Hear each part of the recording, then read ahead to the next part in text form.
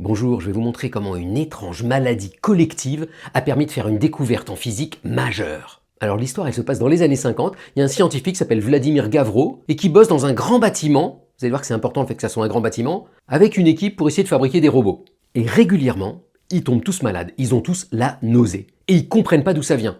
Au début, ils pensent qu'il y a un virus, une bactérie, un pathogène, ils font plein d'enquêtes partout, rien du tout.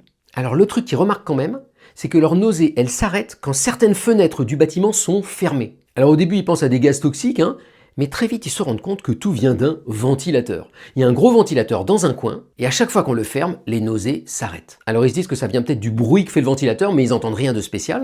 Et c'est là où ils réfléchissent à nouveau aux fenêtres.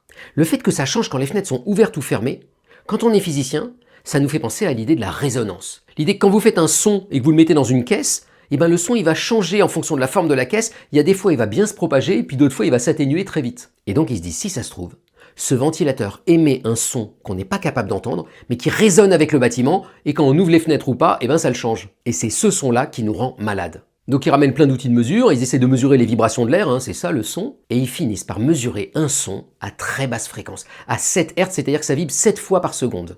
Et ça, c'est un son que nous, les humains, on ne peut pas entendre.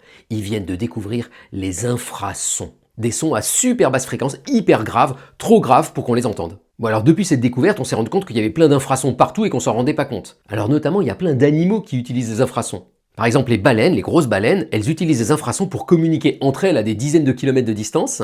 Et elles font un petit peu comme le bâtiment dans lequel étaient les chercheurs. Elles se mettent à résonner et leur gros corps leur permettent d'amplifier ces résonances à basse fréquence. Mais le truc que je savais pas, c'est qu'on utilise aujourd'hui, en ce moment, les infrasons pour détecter des essais nucléaires cachés. En gros, imaginez qu'il y a un pays qui fasse un essai nucléaire mais sans le dire à personne, genre Corée du Nord. Ce genre d'explosion, ça crée une onde de choc qui va comprimer l'air et qui va envoyer des infrasons un peu partout dans toutes les directions. Et donc il y a 60 stations de contrôle qui sont placées un peu partout sur notre globe et qui sont là pour mesurer les infrasons. Et comme ça, dès qu'ils détectent quelque chose, il suffit de comparer entre les stations qui a détecté quoi à quel moment et on sait remonter d'où vient l'explosion. Bon alors pour finir sur une note un petit peu plus poétique, les infrasons, ça sert aussi à détecter les aurores boréales.